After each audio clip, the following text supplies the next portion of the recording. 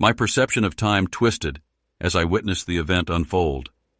It's remarkable how the mind processes such instances. One moment I stood upright. The next I was hurtling backward. Everything became a blur, a shadowy form. The ceiling, my feet, then the ceiling again. The impact was violent. My upper back slammed against the floor with a sickening crack. Pain surged through me, sharp and consuming. I felt trapped in a horrific nightmare. When consciousness finally returned, my head throbbed relentlessly, and my body ached in unfamiliar ways.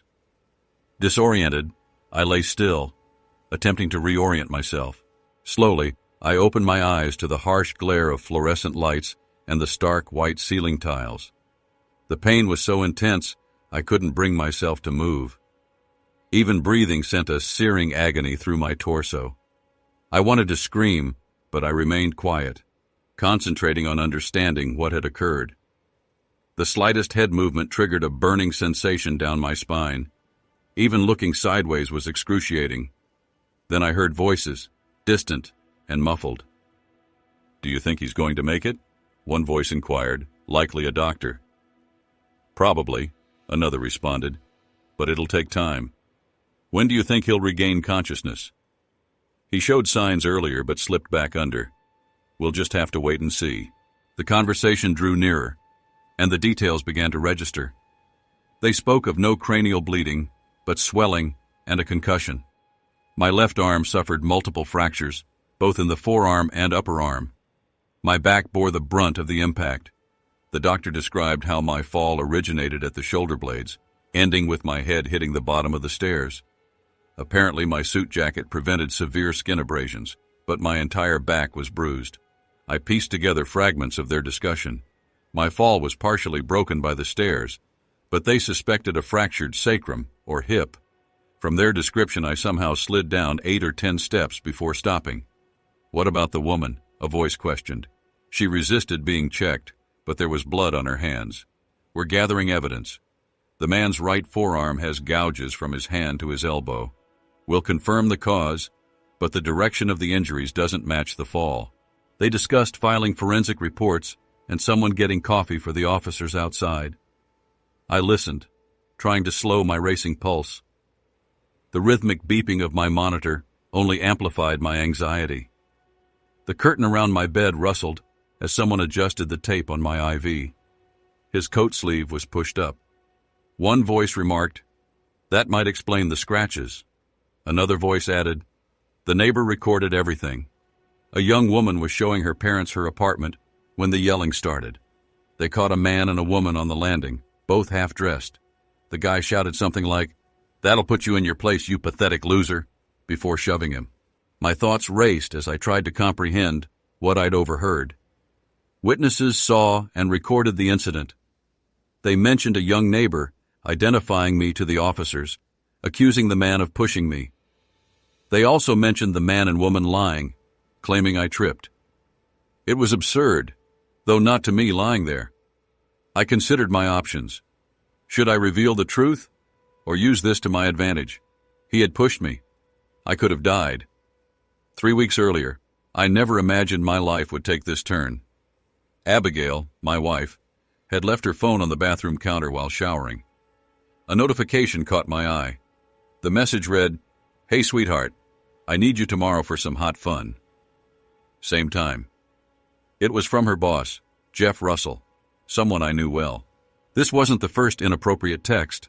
A month prior, Jeff sent her a message saying she looked amazing and he couldn't wait to see her again.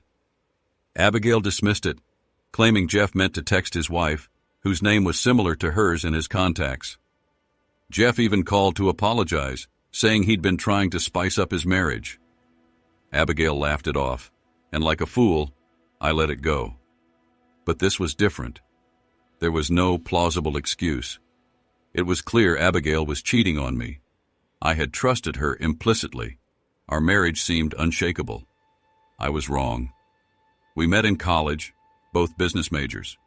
We saw each other in classes, but didn't connect immediately. I was the typical nerdy type, and Abigail was the girl everyone desired. We weren't supposed to click, but we did. I wasn't awkward, just not athletic or the type usually seen with someone like her. At 5'8" and 145 pounds, I wasn't exactly built, though my sister and her friends used to say I was decent looking. I joked once that I wasn't a stud, and everyone laughed. One time I overheard Abigail telling my sister, "Your brother doesn't get teased because he teases back. And let me tell you, he's got nothing to be ashamed of." It left my sister and her friends flustered, but Abigail said it without a trace of embarrassment. She wasn't the type of woman looking for a rich guy. We managed fine, although we weren't wealthy. Abigail's real estate work covered her business expenses, and I took care of the rest with my sales rep job. After college, I worked diligently to earn my CPA and MBA, aspiring to open my own office someday. That required long hours and frequent travel to meet clients across the region. When I started suspecting Abigail might be cheating, I paid closer attention. Jeff, her boss, was older, mid-40s, married with 3 kids. Abigail and I didn't have children yet, though I yearned for children, and we discussed Abigail stopping birth control to try for a baby. Now, I felt a chilling sense of relief that it hadn't happened. The thought of having a child with someone capable of such betrayal was unbearable. That night, everything changed. Abigail was showering, and I should have been anticipating the intimacy to follow. She would emerge smelling incredible, expecting me to initiate things gently, as she preferred. But I couldn't feign affection. I lied, claiming I felt sick, and locked myself in the bathroom while she went to bed. I stayed up researching how to monitor her phone. It proved surprisingly easy. I installed an app and began tracking her texts and calls. The reality was worse than I'd imagined. Jeff was a persistent flirt, and they were meeting clandestinely multiple times a week. Their messages were brazen. I even recorded a particularly explicit phone call. I didn't need it for the divorce. I was already planning to leave. But I wanted irrefutable proof. One exchange remained etched in my memory. "Let's meet at your place this Thursday," Jeff suggested. "I love bending you over that couch and taking you hard." Abigail responded irritably, "Stop calling George a loser. It's disrespectful." Jeff just laughed, dismissing her concern. She defended me, saying, "George is just as big as you, if not bigger. You're rougher, though, and I like that sometimes." Her words felt like a gut punch. She added, "He prefers making love, but sometimes I want it wild. That's why I keep coming back to you." They continued, exchanging insults about me between lewd remarks. Abigail even warned him to use protection, mentioning we were planning to have a baby. Jeff complained about condoms, joking that if it broke, his sperm might be superior to mine. Abigail shut him down. "If I get pregnant, George would contest it, and I'd come after you for child support. Do you really want that?" Hearing her express affection for me while engaged in this affair was infuriating. She attempted to justify it, claiming she desired something wild occasionally, but it was all a lie. I saved the recordings and texts. It wasn't just about proving her infidelity. It was about knowing for certain. Over the next 3 weeks, I prepared for the fallout. I paid off all our debts, including my student loans. Abigail's income was modest, and I knew I'd be responsible for alimony, so I strategically depleted our accounts. I prepaid my lawyer and reduced our savings to the minimum. I also began stashing cash to shield as much as possible from her grasp. By the time I filed for divorce, I was emotionally numb. I had a colleague cover for me so I could handle the proceedings. I'd contemplated how to confront them. Initially, I envisioned catching them in bed and chasing Jeff away with a weapon. But I wasn't foolish. Jeff was at least 6'2" and 230 pounds, a former college football player. I wasn't about to start a fight I couldn't win. The truth was, I didn't want to end up in jail. My friends knew I had a concealed carry permit and usually carried a pistol when traveling, but I wasn't going to use it on Jeff. I wasn't trying to be a hero. I just wanted out, and I wanted Abigail to face the consequences. When I arrived home and unlocked the apartment, all my plans unraveled. Jeff's car was parked next to Abigail's. I entered quietly, careful not to jingle my keys. Their noises hit me first. Loud grunts and Abigail moaning, "Do me harder." Her words were like a hammer blow to my chest. There she was, bent over the couch as Jeff thrust into her like an animal. I froze momentarily, anger surging, then punched Jeff hard in the side. He yelled, tumbling off. "Abigail, you psycho!" he spat, quickly realizing what had happened. Jeff grabbed my suit coat and shook me violently as I tried to hit him. My coat restricted my movements, and I couldn't reach my pistol. My kicks barely connected. Abigail jumped in, clawing at my arm to prevent me from drawing the weapon. Her nails tore through my skin, leaving 3 deep gashes. Jeff lifted me halfway off the ground, charged across the living room, and threw me out the door. I crashed down the stairs, a sickening crunch echoing as my body hit the floor. Lying there in agony, I listened to the voices of the police and doctors, quickly formulating a plan. I groaned loudly to signal I was awake. The doctor examined me, saying I was lucky to have avoided more serious injuries, but should avoid movement. When the police asked for my account, I recounted most of what happened. How I found Abigail and Jeff together, how Jeff threatened me, and how he shoved me down the stairs while Abigail encouraged him. I emphasized that they both knew I was armed and feared retaliation. Did I lie? Absolutely. Did I feel bad? Not one bit. They deserved it. Fortunately, the forensic evidence corroborated my story. Jeff claimed self-defense, saying he only pushed me after I attacked him. Abigail supported his claim, saying she grabbed my arm to stop me from hitting him. Investigators found Jeff's DNA on my clothing. Traces on my pants confirmed close contact. There was also evidence of fluids on my leg, indicating I must have kicked him in the groin while facing him. That was enough to discredit his story that I had fallen on my own. Jeff was charged with assault, posting $5,000 bail. I wondered if he thought it was worth it. The full story didn't surface until later. My brothers intentionally withheld details, fearing they would further upset me. After giving my statement, I succumbed to exhaustion. Waking up in a dim hospital room, the events replayed in my mind. I decided then and there how I would deal with Abigail and Jeff if I encountered them again. They were cheaters, and one of them had tried to kill me. I planned to act accordingly. Not long after I woke, Abigail arrived at the hospital. I immediately yelled, "Get her out! She helped him try to kill me." My brother rushed in as Abigail protested, crying, I didn't hurt you. I love you." But I wasn't buying it. "You were in on it.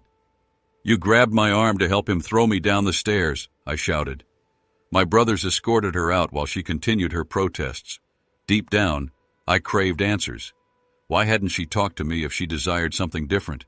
If she'd asked for rougher intimacy, I would have obliged. But cheating? That was unforgivable. The doctors kept me hospitalized for a week, monitoring my concussion and potential brain swelling. My brothers remained by my side, though they struggled to believe my account of Abigail's involvement. I whispered to Greg one day. I exaggerated her role in what happened. He looked perplexed. "Why?" he asked. "I can always scale it back later," I replied. "For now, I want her to feel the pain she caused me. She destroyed our marriage." The day I was discharged, I told Greg about monitoring Abigail's phone. "Tell her I'm hurt and angry, but willing to talk when I'm ready," I instructed. Greg smirked, "Giving her a little hope before you crush it, like she did to you." I nodded, though I hated admitting I still loved her. That only intensified the betrayal. The day after I woke up, Sharon, Jeff's wife, visited me. She'd heard about the assault charges but didn't know the full story. "Why was Jeff arrested?" she asked, sitting down, concern etched on her face. "He told me he was visiting Abigail because she was upset, and you misunderstood." I almost laughed. Jeff was having an affair with Abigail. I told her plainly. Sharon's face darkened. "Do you have proof?" she asked. I nodded. Texts, a phone recording, and even a video of them on the landing after Jeff threw me down the stairs. Sharon looked stunned. "You have all that?" I nodded again. "Jeff liked rough intimacy, didn't he?" I asked. She sighed, clearly piecing it together. Yes, I have proof. If I prove he cheated, I get 70% of our assets. I'm divorcing him after his trial. You should protect your assets too. He might try to hide money. I assured her I had already taken steps, including canceling joint credit cards and diverting funds. Sharon hugged me before leaving, thanking me for the evidence.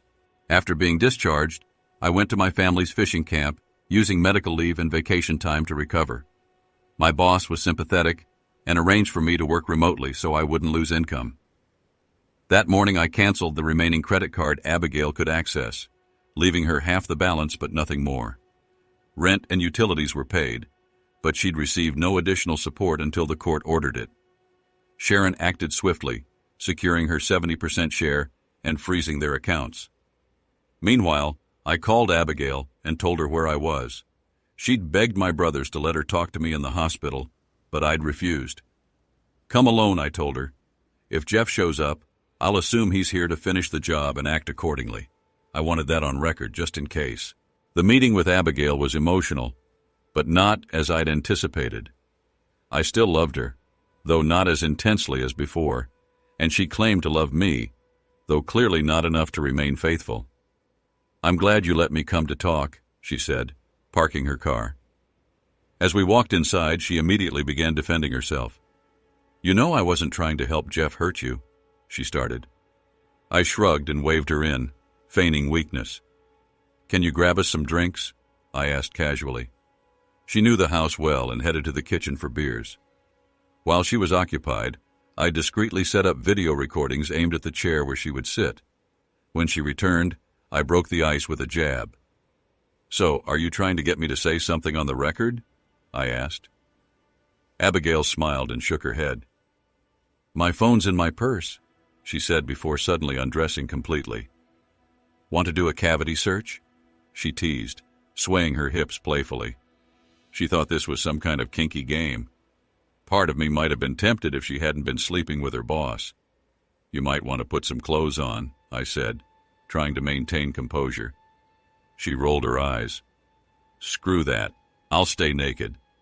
Just hand me a towel so I don't leave a trail on the chair, she quipped. Are you sure you don't want to check for hidden recorders? Take your time. Feel around, she added with a grin. She wasn't being sarcastic. She genuinely wanted to play. Abigail knew precisely how to manipulate me and was using it to her advantage. Let's start with the real questions, I said, leaning forward. Not just why you cheated, but why you helped him try to kill me. My voice cracked with suppressed anger. Tears welled in her eyes. I wasn't trying to help him. I was trying to protect myself, she cried. I had no idea he'd push you. I was just trying to stop you from shooting him. Even when he shoved me outside, I assumed he was just closing the door so we could get dressed and compose ourselves. But then he threw me down the stairs, she stammered, her face a mask of horror, and left me lying there unconscious. I finished for her. You didn't even bother to check if I was alive, Abigail. Stella, the neighbor, said she was kneeling beside me while you stood on the landing, crying hysterically, in your robe. Then you went inside, Jeff got dressed, and you both concocted a story about me attacking him. Abigail averted her gaze, guilt evident in her expression. How do you even know what we discussed? She asked. The police questioned me, I replied. They had two liars telling the same fabricated account, while I told the truth, despite a head injury. Jeff's assault charge proves they didn't believe you. Why did you lie for him? Her voice cracked. I was terrified, she confessed. Jeff said, if you didn't remember anything, we could maintain our story and avoid consequences. He assured me we'd be okay if we stuck to the lie. Even after you regained consciousness, he suggested you might have amnesia. I played along because, if the truth emerged, Jeff would lose everything, and we'd both face legal repercussions. I stared at her stunned. You were willing to risk me dying or suffering memory loss to protect him? I asked icily. She burst into tears, attempting to justify her actions. Jeff believed he could somehow compensate you. He even proposed offering you money, $150,000 each, to alter your statements and claim it was an accident. He said we could utilize it for therapy, and I could quit my job so we could make a fresh start. I laughed bitterly. You honestly expect me to believe he'd follow through? He'd ridicule how gullible you were and how stupid I'd be for falling for it, too. If that money even exists, it's for him, not us. Abigail hesitated. He's been squirreling away funds for years, she murmured. It's in a royal bank account in Jamaica under his son's name. He vowed to share some if you'd change your story. Please, George, we can begin anew. You're the one I love. I desire a family with you. I shook my head, smirking at her desperation. Do you genuinely think Jeff would keep his word? He'd find it hilarious how easily you were manipulated, and how foolish I'd be to buy into it as well. If that money even exists, it's his, not ours.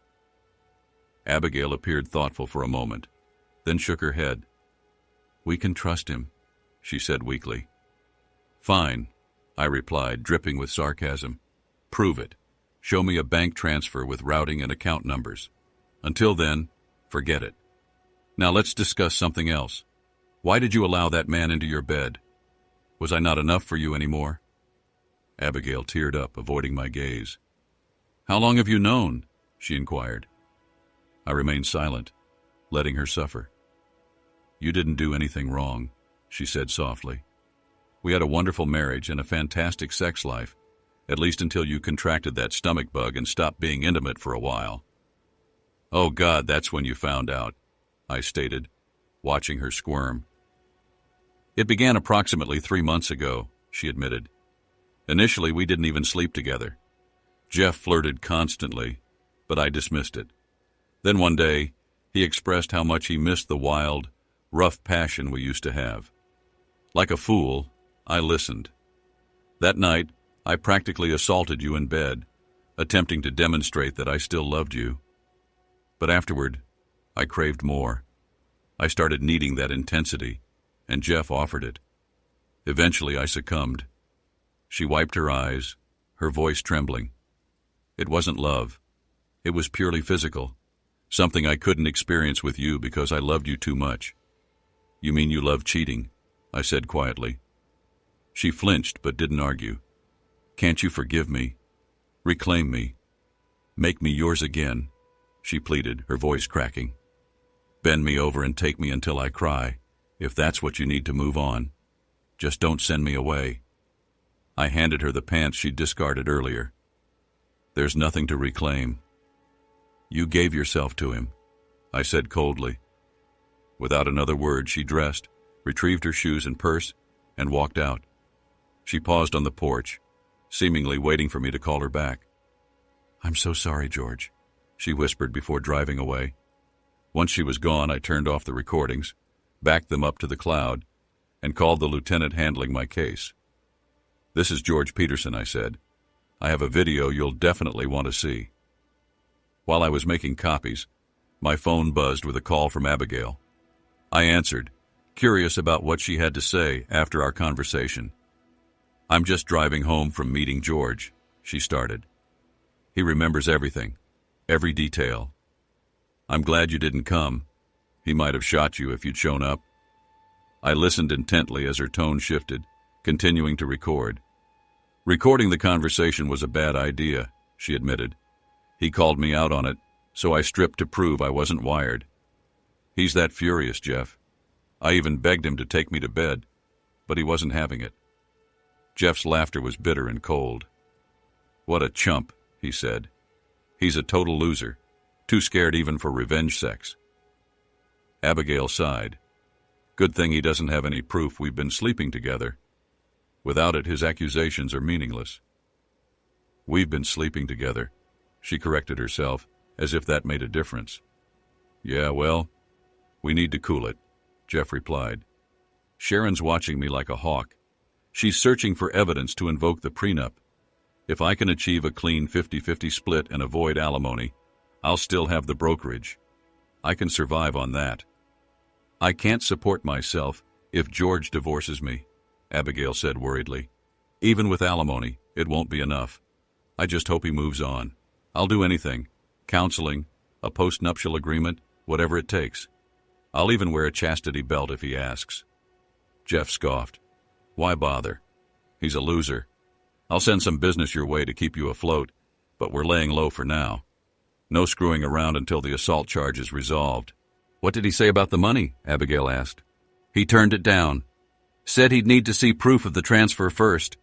He thinks I'm lying about the account and wouldn't pay anyway, Abigail explained. Jeff laughed again, nastier this time. He's probably right. Even if he agreed, I'd hand him $25,000 up front and accuse him of blackmail if he asked for more. For $100,000, I could have him taken out for less than that. Abigail's voice sharpened. Don't say that again, Jeff. If you so much as joke about hurting him, I'll confess everything. I'll record a full confession and send it to the police if George gets so much as dizzy and falls. Jeff quickly backtracked. Come on, I'm just running my mouth. I'd never do something like that. I recorded the entire conversation, feeling a mix of disgust and triumph. Not long after, Lieutenant Hudson arrived at the cabin to review the evidence. He was impressed by the recording of Abigail's visit and took it to the assistant district attorney handling the case. This is gold, he said. We've got the forensic results back too. There's DNA evidence on your pants along with fluid smears on your leg. It matches the story you gave us about kicking him in the groin. The sofa carpet and even near the door have matching traces. This might be enough to upgrade the charges against Jeff to attempted murder. What about Abigail? I asked. She could face charges too, Hudson admitted. Your skin and blood under your fingernails indicate she definitely grabbed you. Her claim that she was stopping you from pulling your pistol could go either way, but the jury will decide. She's more likely to face accomplice charges, a $500 fine, and up to 5 years in prison. That's ridiculous, I muttered. Hudson shrugged. The law isn't perfect. The DA's leaning toward leniency for Abigail if she testifies against Jeff. I wasn't sure how I felt about that. I hated what Abigail had done, but didn't want her life destroyed completely. That evening, my father-in-law, Edward, called. George, we just got back from our cruise and turned on our phones. We had messages saying you'd been hurt and might not make it, then more saying you were okay and discharged. Are you all right? I'm fine now, I replied, but those messages leave a lot out.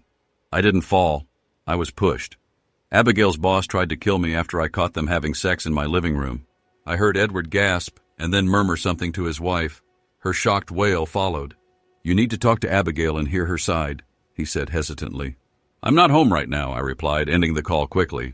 The next morning I called my lawyer to check on the divorce paperwork. The papers were ready, but they needed Abigail's current location. The process server had checked her office and the apartment but hadn't found her. Later, Hudson called with an update.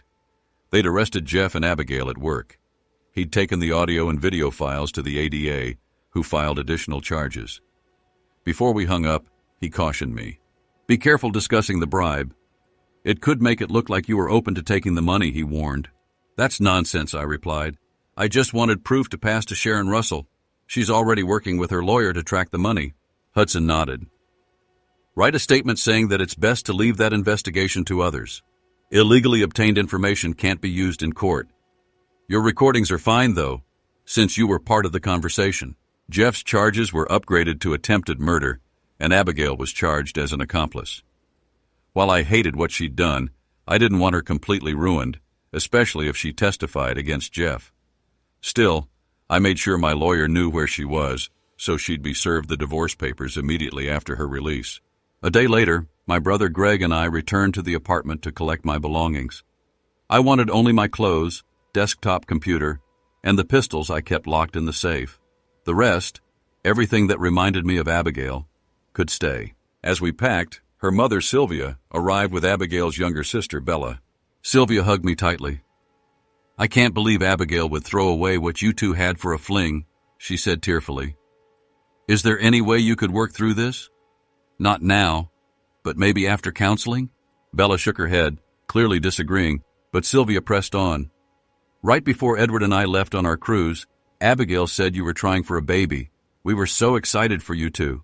I sighed, feeling the weight of it all. This isn't a simple fling, Sylvia. It went on for months. I have proof. Audio, video, the works. Sylvia's face darkened. She made it sound like it was a one-time mistake, and you were being unforgiving. No, I said firmly, it's bad.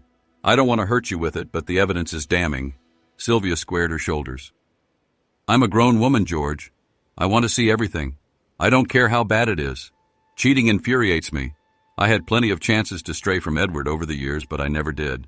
I agreed to share the audio files from my meeting with Abigail, along with the other recordings, with her mother. Abigail's going to need your support, I said. She's in for a tough legal battle. Sylvia nodded. We'll support her, but that doesn't mean we condone what she did, she replied firmly. I told them I was moving out and that Abigail could stay in the apartment, but Sylvia quickly shut that idea down. Abigail will be staying with us for now, she said. Bella, her younger sister, had insisted on it and went to pack some of Abigail's things. This is such a mess, Bella muttered, shaking her head as she rummaged through the closet. You don't even know the half of it, I replied. Bella aside, I was 17 when you and Abigail got together, I continued. I was dating a football player. Not sleeping with him, just dating. Mom made such a big deal about how Abigail hit the jackpot. She found a guy who'd love her forever, like Dad. You weren't big or flashy, but you were good-looking in your own way, someone a girl could count on, smart and loyal. I laughed.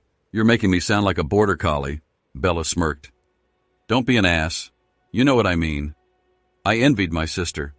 I kept dating guys hoping to find someone like you, but I never did. She stepped closer, wrapping her arms around me in a hug. I'm just going to say it. If my sister's dumb enough to give you up, I want you. I've loved you for a long time, George.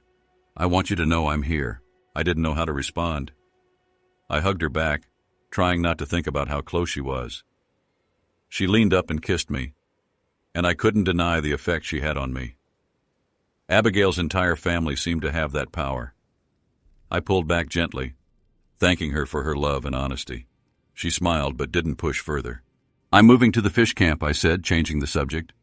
Abigail doesn't have to leave the apartment. Bella shook her head. Mama isn't having it.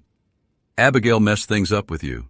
She wants her back at home, where she can lecture her and keep an eye on her. I told Mama I'd move in with Abigail if it would help, but she said no. She's been telling me over and over that I need to live my own life and make my own decisions. Greg walked by carrying another box to the car. My cast prevented me from lifting anything heavy, and the doctor had warned me about overexerting myself. Bella leaned in with a mischievous grin. I know where your fish camp is, George. You better get ready for me to visit, and maybe by then you'll be up for a little exertion. Hey there, a voice called from behind us. I turned to see Stella, the neighbor from across the landing. You're up and about, she said, smiling warmly. Then her eyes fell on the boxes we were stacking. You're not trying to carry those, are you? You know you're not supposed to lift anything. You had a pretty bad concussion. I raised an eyebrow. How do you know how bad my injuries were or what my doctor's orders are? And thank you, by the way, for helping me when I was hurt. I heard you were right there checking on me. Stella tugged at her scrub top's name tag. I'm a nurse, remember? I work in critical care, right near where you were treated. I mostly do cardiac, not neuro, but Lucy, the nurse taking care of you, was my roommate in nursing school. I kept tabs on you. I chuckled. The doctor said I just had a little swelling. Stella laughed and shook her head. Yeah, and that's like saying you had a little heart attack or were a little pregnant. You had a significant injury. Just because they said 7 to 10 days, take it slow. My advice? Make that a bare minimum. I told her I appreciated her concern and assured her that my brother was doing all the heavy lifting. I'm only packing clothes, I said, waving toward the bags. Still, you need to be careful, Stella replied. I was scared that night, honestly. I don't deal with neuro cases, but I was trained. When I saw you lying there, I worried you might have broken your neck. If you had, moving you could have been fatal. All I could do was loosen your tie, check your eyes, and hope you didn't move. The ambulance got there pretty fast, thank God. Do you still have the video you took? I asked. Stella nodded. My mom actually took most of the pictures and videos, but I have copies. Give me your number, and I'll send them to you. After she forwarded the video, Bella leaned over my shoulder to watch it with me. She snorted. No doubt what they were doing. Abigail's going to freak out when she finds out you saw her with that freshly drilled look. Stella smirked.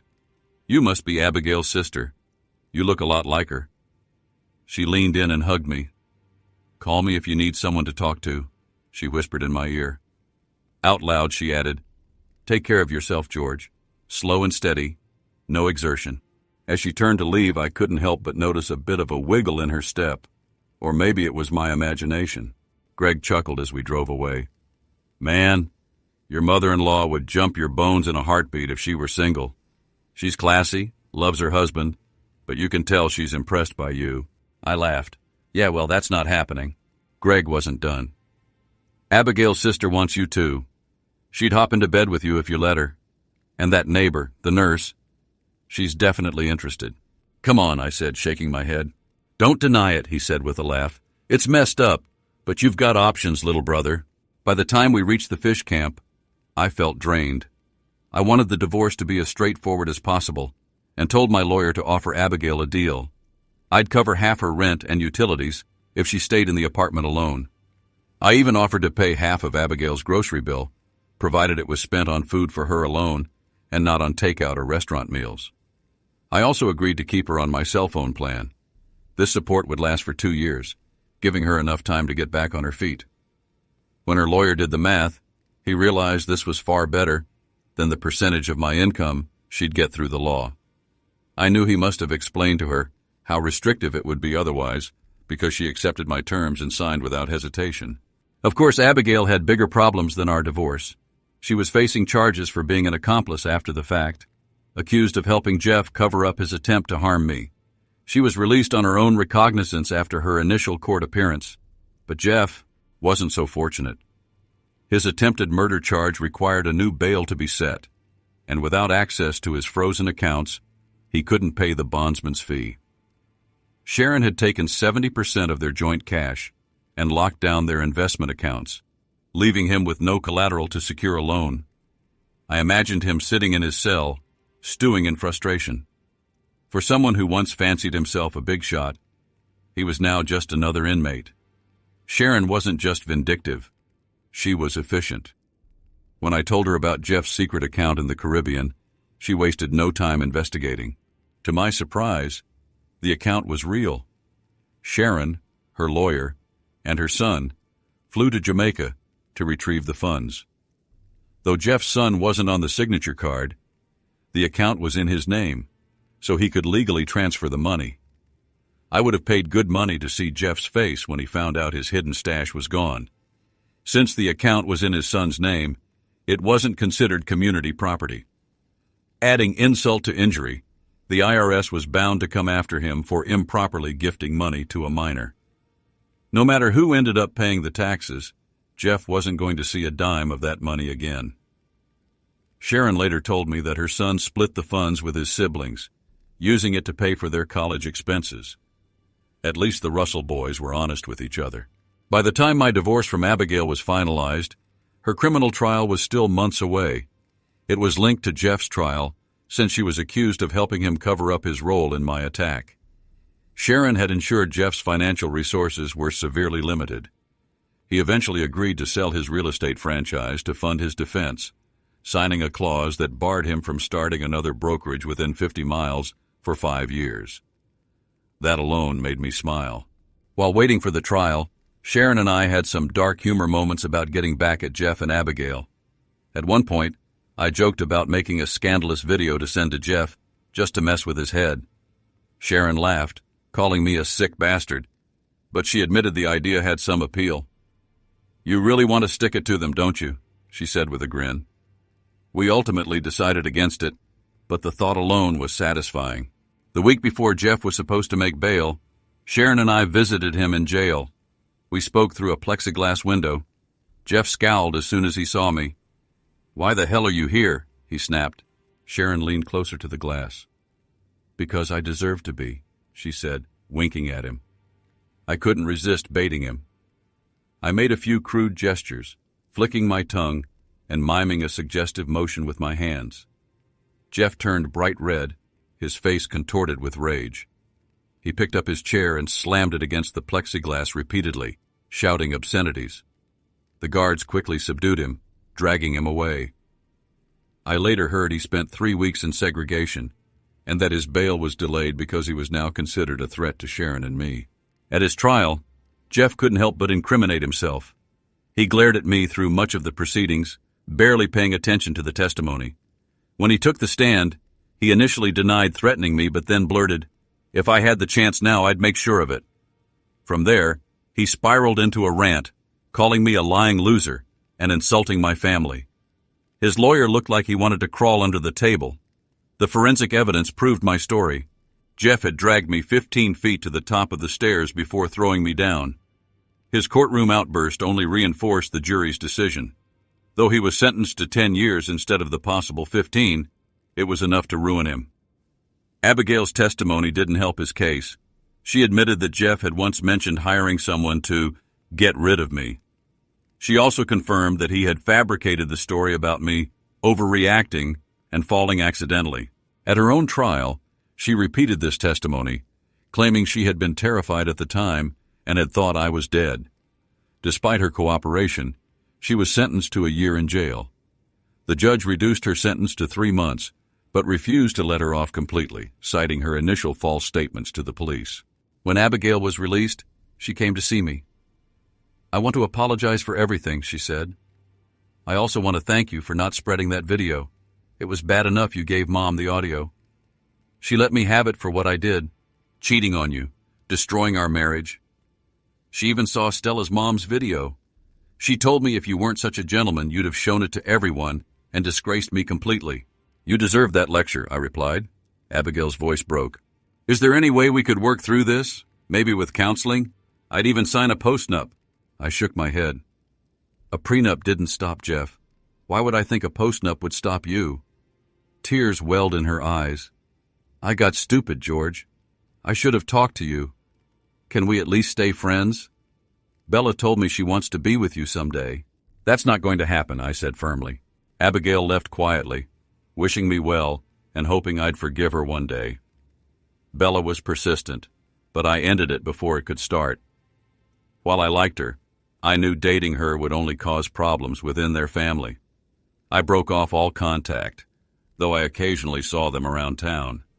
Abigail moved to Mobile and took a job as a sales rep for a manufacturing company. I imagined she'd find someone new soon enough. Meanwhile, Stella and I moved forward. We dated for a year before getting married and decided to start a family right away. She shared my views on trust and communication, which made all the difference. Life was good, but I kept one eye on the calendar, knowing Jeff would eventually get out of prison. A few months after the trial, I heard about Jeff's time in jail. He'd been moved to a new unit after getting into trouble and segregation. Rumor had it he'd been beaten in the showers and humiliated in unspeakable ways. I couldn't resist. I sent him a smiley face card with a message. "If you think I paid someone to do it, you're absolutely right. Maybe I'm a jerk, but only to those who try to hurt me."